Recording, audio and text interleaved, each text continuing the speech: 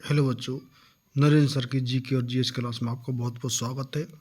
आज हम आपको जीके जीएस के 30 क्वेश्चन इस वीडियो में बताएंगे जो आने वाली सभी परीक्षाओं के लिए बड़े महत्वपूर्ण प्रश्न होंगे। स्पेशली आपके एसएससी की सभी परीक्षाएं, चाहे आपके सीजीएल है, एमटीएस है, एमटीएस हवलदार है, आपको जीडी है, सीपीओ, सीएचएसएल है, और आपकी रेलवे है। रेलवे के कोई भी क्लरिकल है, चाहे ऑफिसर है, आपके बैंक के कोई भी क्लरिकल है या पीओ की सर्विस है, आपके एनडीए, सीडीएस है, आपके पुलिस है, आपके डिफेंस है, आपकी सीआरपीएफ है, आरपीएफ है, आपके बीएसएफ है, एएसआईएफ है, आपकी जो कोई सिविल सर्विसेज हैं, सभी के लिए ये बड़े महत्वपूर्ण क्वेश्चन होंगे।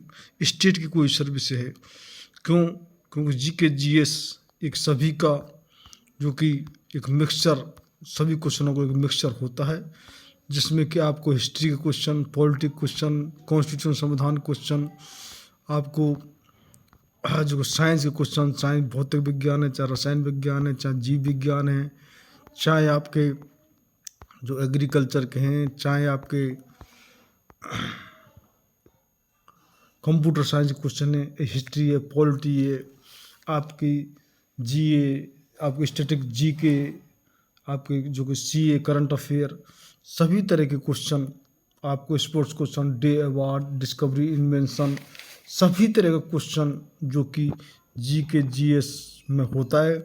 और आप निश्चित रूप से रिवाइज करके जाएं, परीक्षा से पहले आपको निश्चित ही लाभ होगा। और जीके जीएस तो आपको कहीं से मिले, निश्चित रूप से आप रिवाइज करके जाएं तो आपको बहुत ही जो कि आप एडवांटेज में रहेंगे। तो आज इस वीडियो को हमारा पहला क्वेश्चन है, सर्वप्रथम किस विदेशी को भारत रत्न से सम्मानित किया गया? आपको ऑप्शन दिए हुए हैं, नेल्सन मंडेला, खान अब्दुल गफ्फार, सद्दाम हुसैन और जॉर्ज प्रथम, जो कि जॉर्ज बुश प्रथम।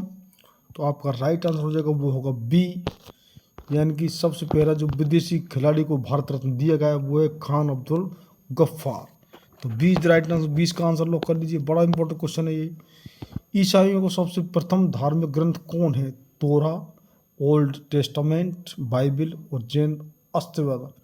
तो आपका राइट आंसर हो जाएगा, वो होगा सी, यानी ईसाइयों को सबसे जो प्रमुख धार्मिक ग्रंथ है वो है बाइबिल। तो सी इज राइट आंसर, सी का आंसर लॉक कर लीजिए। नेक्स्ट क्वेश्चन है,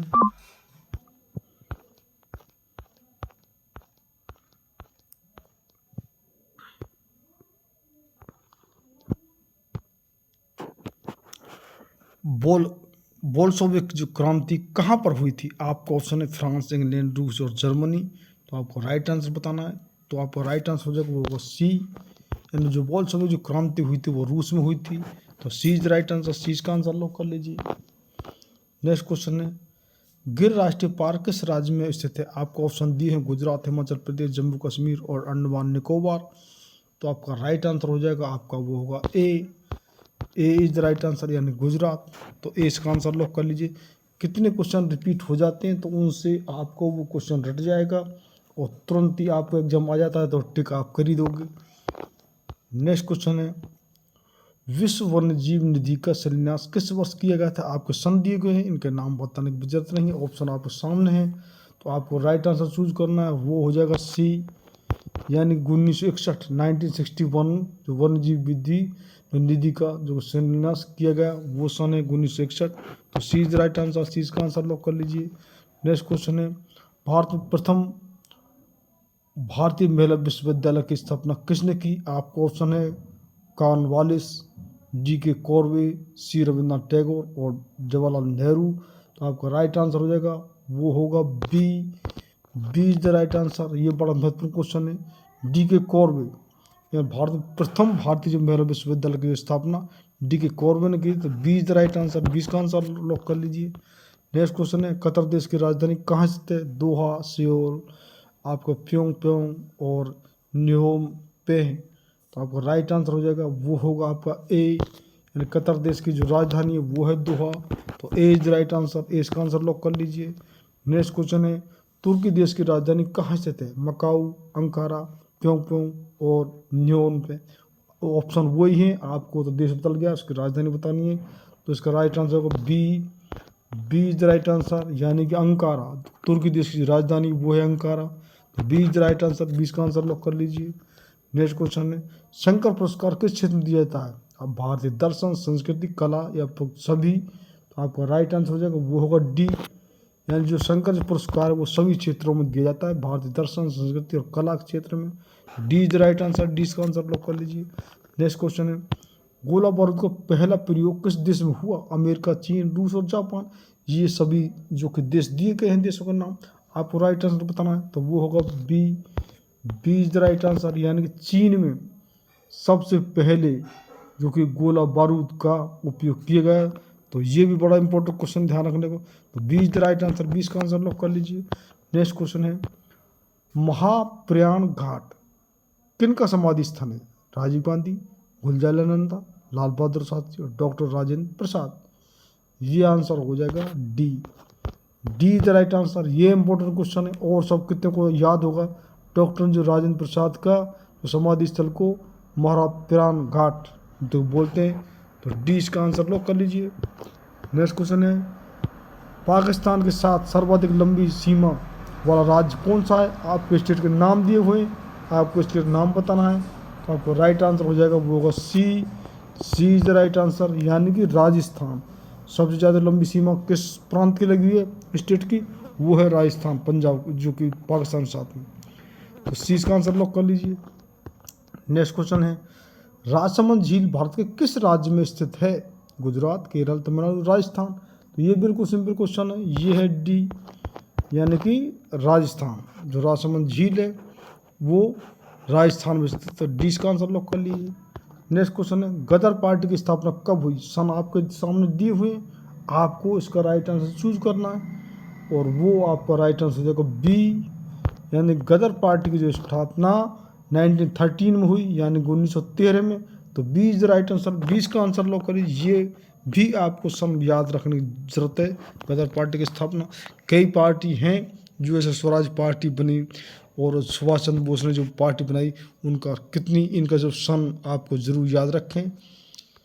नेक्स्ट क्वेश्चन है, सबसे दुर्लभ क्षार कौन सा है? Ammonia, sodium hydroxide NaOH, potassium hydroxide KOH, और इनमें से कोई नहीं। आपको राइट आंसर हो जाएगा वो होगा आपका ए, यानी सबसे जो दुर्लभ क्षार है वो है अमोनिया। तो ए इसका राइट आंसर लॉक कर लीजिए। नेक्स्ट क्वेश्चन है, चीन में लाल क्रांति कब हुई थी? तो आपको ऑप्शन दिए हैं, सन दिए हुए, जिस पढ़ने की जरूरत है नहीं है, तो आपको बताना है। तो इसका राइट आंसर हो जाएगा बी, चीन में जो लाल क्रांति हुई वो हुई 1949 में, 1949। तो B is the right answer, 20 का आंसर लॉक कर लीजिए। नेक्स्ट क्वेश्चन है, पुलकेशिन द्वितीय ने हर्षवर्धन को किस नदी पर पराजित किया था? ये आपको आंसर बताना है। इनके ऑप्शन पढ़ने की जरूरत है क्योंकि कितनी नदियों का नाम आपको याद, रावी, ताप्ती, चिनाब और नर्मदा। तो आपका राइट आंसर हो जाएगा वो होगा D, D is the right answer, यानी पुलकेशिन द्वितीय ने हर्षवर्धन को नर्मदा नदी पर पराजित किया था। तो डी का आंसर लॉक कर लीजिए। नेक्स्ट क्वेश्चन है, इंपीरियल बैंक ऑफ इंडिया के राष्ट्रीयकरण के बाद इसका नाम भारतीय स्टेट बैंक कब किया गया? आपको क्वेश्चन बतानी, ये वेरी वेरी इंपॉर्टेंट क्वेश्चन है। यानी पहले क्या नाम था? इंपीरियल बैंक ऑफ इंडिया, जिसका राष्ट्रीयकरण है, और उसके बाद भारतीय स्टेट बैंक उसका नाम। ये अभी तो आपके सामने है, स्टेट बैंक सबसे मेन बैंक है और आपको इसका सन बताना है। तो इसका राइट आंसर हो जाएगा वो होगा सी, सी इज द राइट आंसर, यानी 1955 वो डेट है जो कि भारतीय स्टेट बैंक जो इंपीरियल बैंक का जो नाम रखा गया। तो सी इसका राइट आंसर लॉक कर लीजिए। नेक्स्ट क्वेश्चन है, वाचस्पति पुरस्कार किस क्षेत्र में दिया जाता है? आपको ऑप्शन है खेल, साहित्य, चिकित्सा या संस्कृत साहित्य। तो आपको राइट आंसर चूज करना है, वो होगा D, D is the right answer, यानी वाचस्पति जो पुरस्कार है वो संस्कृत साहित्य में दिया जाता है। तो D is the right answer, D का आंसर लॉक कर लीजिए। नेक्स्ट क्वेश्चन है, किसी देश की आर्थिक वृद्धि का उत्तम मापांकन क्या होता है? आर्थिक वृद्धि का मापांकन बताना है। तो ऑप्शन दिए हैं जीडीपी, शिक्षा, कैलोरी और कुपोषण। तो आपका राइट आंसर आप समझ गए होंगे, ये तो बिल्कुल सिंपल क्वेश्चन है, वो है ए इज द राइट आंसर, यानी कि जीडीपी। जीडीपी जो कि आर्थिक वृद्धि का उत्तम मापांक, और हमारी जो जीडीपी जो वृद्धि दर है वो हमारे 7 से 8% के लगभग चल रही है, 8%। और जो कि विश्व में जीडी की जो वृद्धि दर है वो सबसे इस समय फर्स्ट नंबर पर भारत है विश्व में। निश्चय की कहीं तो माइनस में चली गई, ये दो युद्ध चल रहे हैं, रूस और यूक्रेन का युद्ध, और साथ इजराइल का जो युद्ध चल रहा है जो कि आतंकवादी गुटों से, और उस वहाँ तो ईरान भी इसमें इन्वॉल्व है। तो वहाँ बड़ी महंगाई बढ़ गई है, और इस समय हमारी सबसे उत्तम स्थिति है। हम जीडीपी के मामले हम 5वें नंबर पर हैं। हमारे फर्स्ट नंबर पर अमेरिका, जिसकी कम से कम 25 से 27 ट्रिलियन डॉलर जो कि है। सेकंड पर हम इसको में है चीन, जिसकी कि जीडीपी जो कि 19 ट्रिलियन डॉलर है। और हम जो कि उसके बाद तीसरे नंबर पर है जापान, जो जापान की जीडी इसके 4.62 ट्रिलियन डॉलर है। और फिर है जापान, चौथे नंबर पर जापान है जिसकी 4.2 ट्रिलियन डॉलर है। और हम बिल्कुल जापान को इस साल के लास्ट में या 25 के स्टार्टिंग में ही हम जापान क्रॉस कर जाएंगे, और हम जीडीपी के मामले में भी हम चौथे नंबर पर हो जाएंगे। और मोदी के इस पीरियड में हम तीसरे नंबर पर भी पहुंच जाएंगे, हम जापान जो कि जर्मनी को क्रॉस कर लेंगे। यानी पूरी टक्कर, चाहे आर्थिक रूप से, चाहे डिफेंस की तरफ से, या पावर के रूप में, वो टक्कर रहेगी अमेरिका, चीन और भारत की। भारत तीसरे स्थान पर पहुंच जाए, फिलहाल 5वें नंबर पर हमें जीडीपी मामले। ये था जो कि अब हम 4 ट्रिलियन डॉलर की जो लगभग हमारी जीडीपी है, और जो जापान की जो कि चौथे नंबर पर वो 4.2 है, और जो जर्मनी है जिसको आगे क्रॉस करना है वो है 4.62 ट्रिलियन डॉलर। तो ये है पूरा सर्वेक्षण। तो ए इज द राइट आंसर, तो ए इसका आंसर लॉक कर लीजिए। नेक्स्ट क्वेश्चन है वो, विश्व का सबसे पुराना खाद्यान्न कौन है? आपका ये बहुत ही इंपॉर्टेंट क्वेश्चन है, और इंटरेस्टिंग भी है, जानने भी योग्य है कि चावल, गेहूं, जौ, बाजरा, यहाँ सबसे पहले क्या चीज़ खाई जाती थी और क्या चीज़ पैदा आपके हुई? तो इसका ऑप्शन है सी, जौ। ये बहुत ध्यान रखने की बात है, इसको निश्चित रट के ध्यान कर लें कि जौ सबसे पहले हमारा जो कि पुराना विश्व का खाद्यान्न जो कि हमारा है। तो सी इसका राइट आंसर लॉक कर लीजिए। नेक्स्ट क्वेश्चन है, ग्रेट हिमालय राष्ट्रीय पार्क किस राज्य में अवस्थित है? आपको ऑप्शन दिए हुए स्टेट के नाम, इसको पढ़ने की जरूरत नहीं है, आपको बताना है ऑप्शन। तो इसका हो जाएगा बी, यानी ग्रेट हिमालय राष्ट्रीय पार्क है वो हिमाचल प्रदेश में है। तो B is the right answer, 20 का आंसर लॉक कर लीजिए।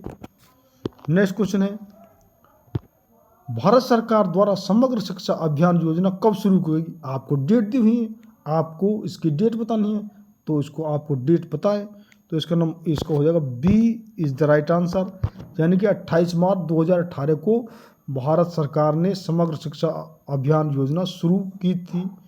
तो 20 का राइट आंसर लॉक कर लीजिए।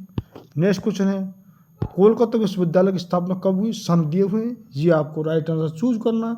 तो इसका हो जाएगा A is the right answer, and Kolkata जो विश्वविद्यालय की स्थापना हुई वो 1857 हुई।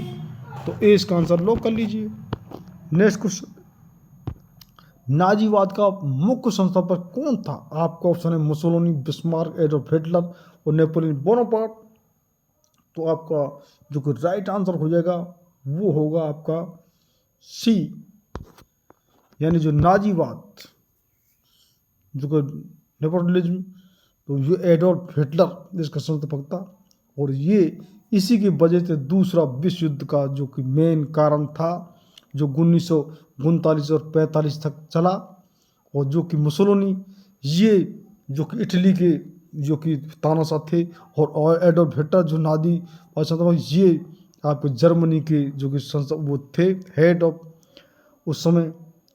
और तो इन्हीं के कारण, जिसमें कि जर्मनी, जापान, इटली, ये कि ध्रुव राष्ट्र, और मित्र राष्ट्र में इंग्लैंड, फ्रांस और अमेरिका, इनके बीच में प्रथम युद्ध भी इनके बीच में हुआ था, जो कि 1914 से और 1919 तक लड़ा गया वो भी।